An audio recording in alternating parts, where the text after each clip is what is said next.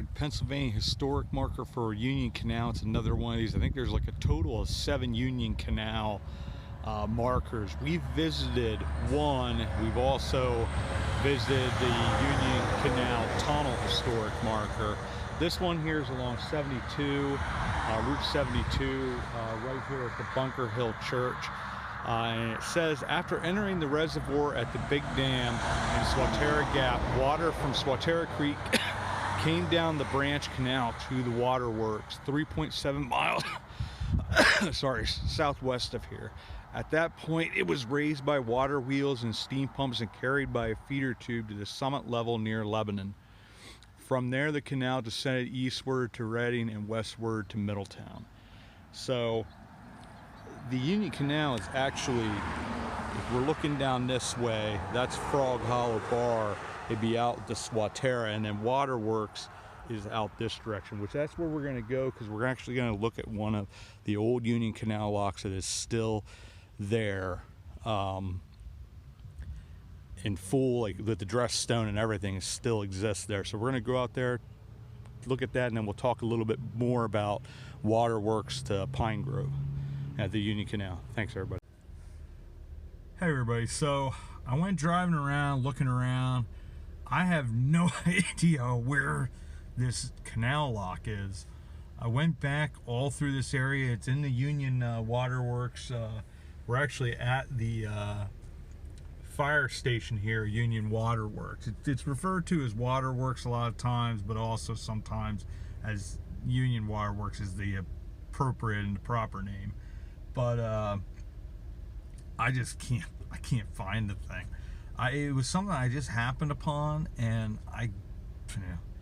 this was back, I think it was still when I was still at Steelstown, so it might have been back in like January.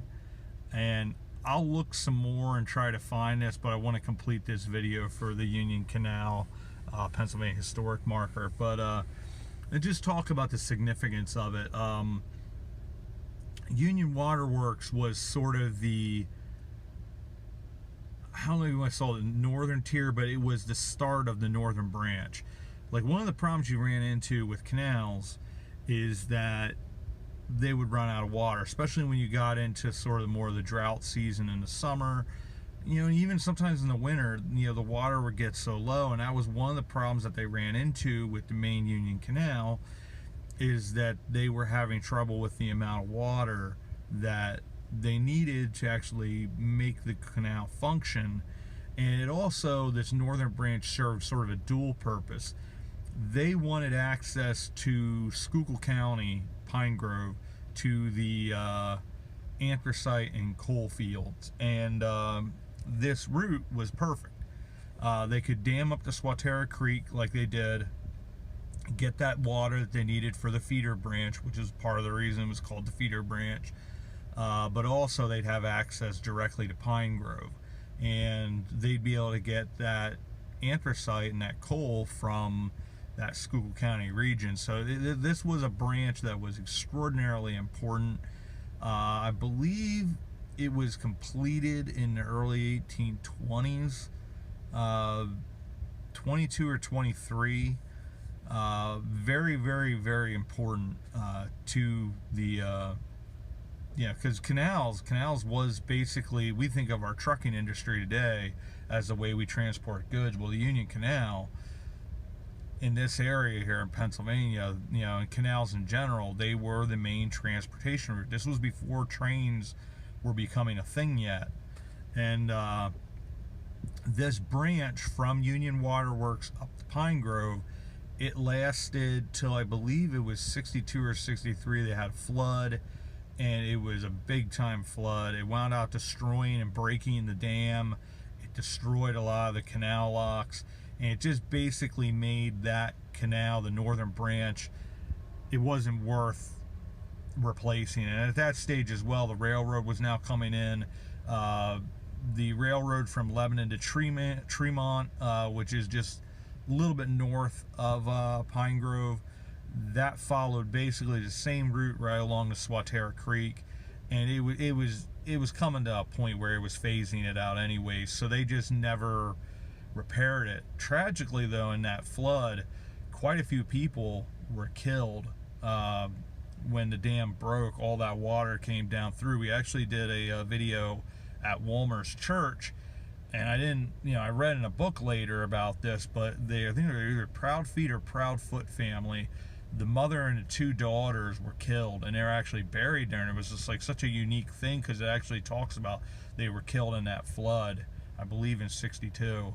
So at that stage, this northern branch was shut down, and it was happening anyways. In the Union Canal, I think by 82, 83, 1882, 1883, it was pretty much defunct at that stage anyways, because the railroads had put them out of business.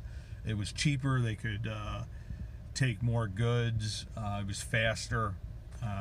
It's sort of like the technology, one technology takes out another technology, and it's just sort of how it works. And it's a shame, because there's so much history, and I wish I could have been able to fill at this particular lock, because it was complete. A lot of times with the finished stone, you'd have a rough stone underneath. When we did the Union Canal locks in Swatara State Park, the first one, which I believe is lock number 9, which is right next to the Waterville Bridge, that one is pretty much all complete, but you can't go down in it because there's still quite a bit of swampiness and water. Now, I believe it's lock number 6. That's the one we went down in. That was the one I foolishly should not have gone down in, but it was a great experience, despite messing up my toe. Being down in there and seeing, like, these things are 30, 40 feet high. They're just massive. Now, the middle part of that lock, a lot of the finished stone was gone. And we'd gone by lock 7 and lock 8, because you could see the unfinished stone there, but I really didn't know what I was looking at first until later, when I went through and realized, oh, we actually did go right by lock 7 and 8, because the 4 locks there were sort of in quick succession, because you'd have these areas where you had to, slowly lift the boat up to match the land to be able to continue going on to the next level. And sometimes you'd have a couple of locks in a row, then it might be 2 miles, and then there's another lock, and then another 2 or 3 miles, and you'd have another lock, and that's just sort of how it went. And it went in different creeks. You'd go in, like, Little Swatara Creek, the main Swatara Creek. You'd go in Tulpahawken. Cliff's doing a series right now for Wandering Woodsman channel, following from, I believe he followed from, like, Redding, that area, the start of that line, and is going right down through, and he's getting permissions from properties. And it's a time-consuming process, but he's hitting everything. It's such a cool series. I really, really, if you want to learn more about the Union Canal, really check out that series on the Wandering Woodsman channel on the Union Canal, because he's going through each individual lock. He went back, and I think he found one of the locks. I think he was going by one of the latest ones, and this is probably a month or 2 ago. He went by Charming Forge, which that's a really, really cool. Like, he's doing a series as well on forges, and a lot of times the forges and the furnaces sort of worked hand in hand with the Union Canal, because it made sense.